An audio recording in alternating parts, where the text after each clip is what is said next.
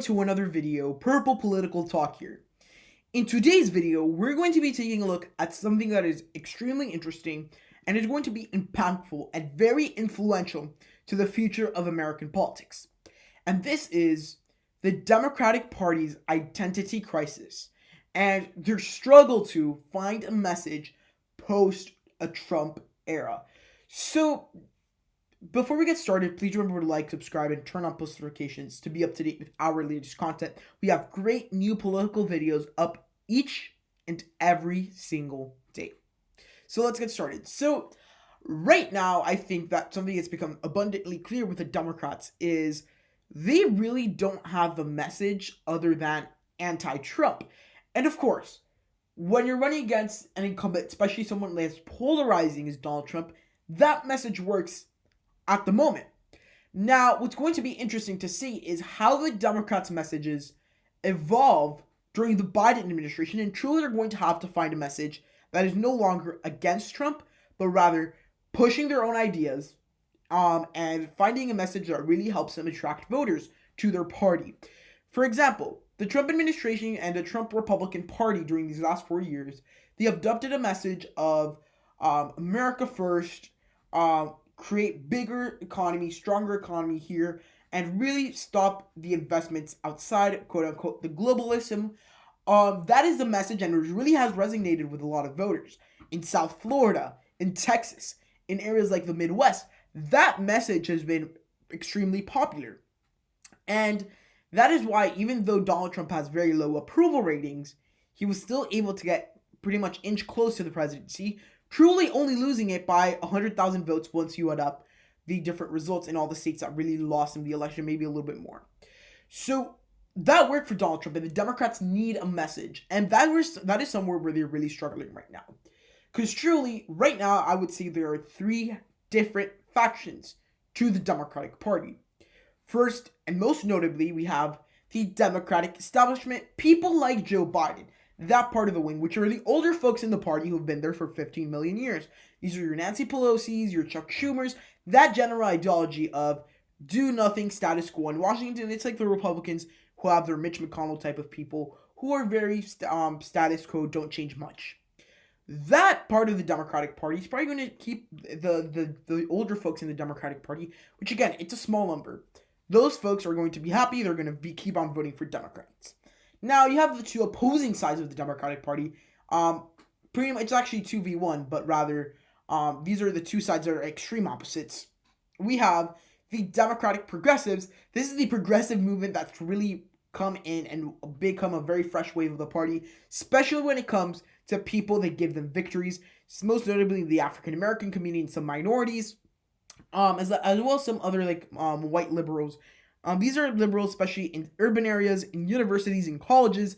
People like your AOCs, your Ilhan Omars, your Jamal Bowmans. These type of Democrats, they're going to have an increasingly more popular section of the party, to a point you can even include Kamala Harris within this group of people. These are going to be the liberal folks in the party who really have a message of socialism, and that is truly what it is. Democratic socialism is socialism either way. So that message of socialism might really cost them in many different ways. And that is a big dilemma they have in their identity crisis. In a part of the party who's becoming more demanding and who is becoming more significant when it comes to a party population, that is going to be something they're going to struggle with. Because that message of socialism, while it might help to win votes in the Bronx in New York City, it's really going to screw over Democrats in Virginia, for example.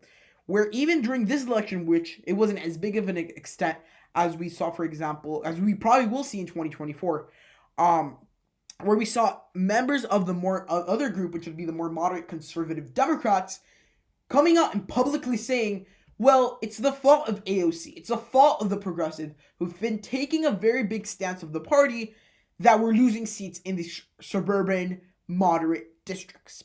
So that is something to analyze. The AOC faction and the last faction, before we start taking a look at this map, and where will these swing states be affected if each message was intaken by the Democratic Party, is the more moderate conservative Democrats. These would be people like the more suburban Democrats that got recently elected in 2018. A lot of them have lost their seats, However, you still have a lot of them left there, like Abigail Spanberger, most notably, and you have other Democrats like that. And that part of the party has been diminishing as the very far left part of the party has been gaining power. So now the question becomes, first, how would each faction of the party, and they're taking the lead in creating the Democratic Party's new message, how is that going to affect these swing states, which have characterized by how you lean one way or the other, just considering Senate, House, and presidential races? And the other question is, which one will give the Democrats the most optimal results? And spoiler alert, the Democratic Party is going to be a mess, that to the point that there's going to be one little specific niche that they must hit right on the dot to possibly win elections at the presidential level in the future, even with demographic changes and all of that.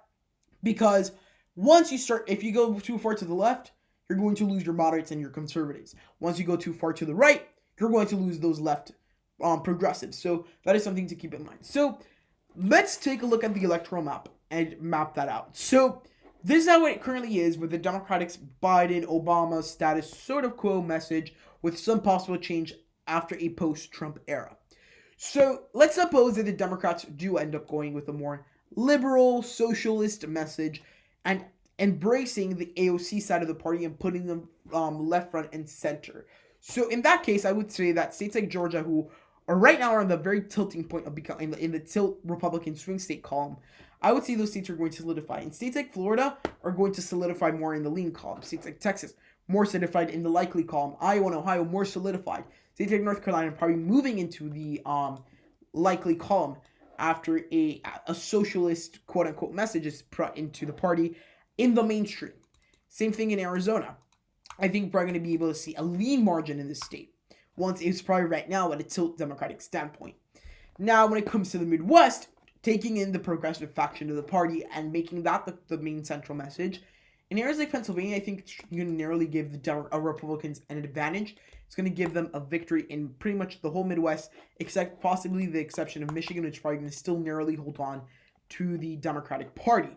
And remember, in 2020, the elections at a House, Senate, and presidential level, it was really used against the Democrats, the Democratic Socialist message. So especially in an area like the Midwest, that's really going to affect them. And in areas like Virginia, I think we can see that narrowed down a lot into probably the lean margin. And in areas like Nevada, probably going into the tilt margin. Colorado's probably actually going to do a little bit better under a more quote-unquote socialist Democratic Party. And the New Mexico, I think it's probably going to stay pretty even. In like column, it's probably going to lose some support. However, it's not going to be as widespread. And in Minnesota, probably going to see it go down from a lean margin to a lean, or tilt a likely margin to a lean margin. So this is generally speaking what I think a socialist message would do to the Democratic Party. They're going to diminish their electoral votes in some states, probably like losing some states. And again, for the Democrats, they can afford to lose some of these states because they have so many electoral places they could go. Now, because it's always been for the Democrats, win a couple of swing states. The Republicans, more often than not, have to win elections, have to carry a very big amount of swing states. So this is probably the best way for the Republicans. They should be funding the liberal part of the party, as that would most likely than not help them win elections in the future. Funding the Democrats' liberal part of the party, that's a strategy that some politicians use. They fund their opponents worse. They want the easiest opponent, and I think for Republicans, it's going to be easiest to beat a liberal side of the Democratic Party. Now, if we see something like the more Biden-ish, Nancy Pelosi type Democratic Party take control, I think we might be able to see and become more mainstream than it was under the Obama era. We might be able to see some of the same shifts with the Republicans holding a pretty similar movement to the Tea movement. And then with having the establishment there, some independents are going to start moving away and some liberals are going to start to not be enthusiastic or going to go even in the opposition of this Biden, Pelosi, Schumer, establishment Democratic Party. So with that, I think we're probably going to see states like Nevada probably stay in the lean margin. States like Arizona probably going to narrow down a little bit from being that quote-unquote socialist message. North Carolina is probably going to seem they don't like establishment Democrats. In Florida, probably going to stay the same. They do not like establishment Democrats. And in the state of Florida, there's a shortage of good Democratic candidates to win down ballot races. So that's probably going to leave them in that category of being a likely state. And I think generally speaking, what really might shift is maybe a couple votes here in Wisconsin. It's going to hand them the presidency. And truly it's going to help them out is in Virginia. And I think it's pretty much it.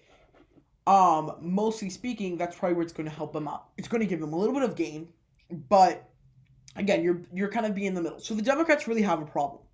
Now, when it comes to the more conservative and moderate part, yeah, you're going to solidify Virginia, probably solidify more of Nevada. You're probably going to end up losing a little bit of making it less of a difference. Georgia becoming more a lighter, Arizona becoming a more contested state, even flipping to the point, Pennsylvania probably flipping, and even to the point of solidifying states like Michigan and Wisconsin and Pennsylvania. So now the question comes here is, what are the Democrats willing to give up? Now, in this case, they might lose some support here or there if they go with a moderate wing of the party, but again, their excitement and their level of turnout might heavily be affected with a progressive wing of the party who are very fiery voters. They're always excited to vote for their candidates, not voting, not participating. That could be a very big problem for the Democrats. So I think however you put it, they're going to have to piss off someone. That's just simply how it's going to have to end up working out. And I think the best strategically is to go more at the Republican, more than the Republican ideology, with still having the Democratic values in there. Have that similar thing there, and being able to appeal to those voters. So in this case, I would say the moderate side of the party might be, if they take control and they stay there, I think it's going to be the best way to keep those independent voters that really gave Biden the victory in 2020. And I think that's just simply what's going to have to end up happening, because if they go too far left, forget about winning in Texas or expanding the map in Florida, keeping Georgia for a long time, Arizona, those seats might be gone if they go way too far to the left. And if they go, again, way too far to the right, I mean, they're going to have a problem. I mean, some states like Nevada and Colorado, where the Republican Party might surprisingly seem like a more liberal alternative. So overall, I think this is something that we must analyze, is how the Democrats have a very big identity problem.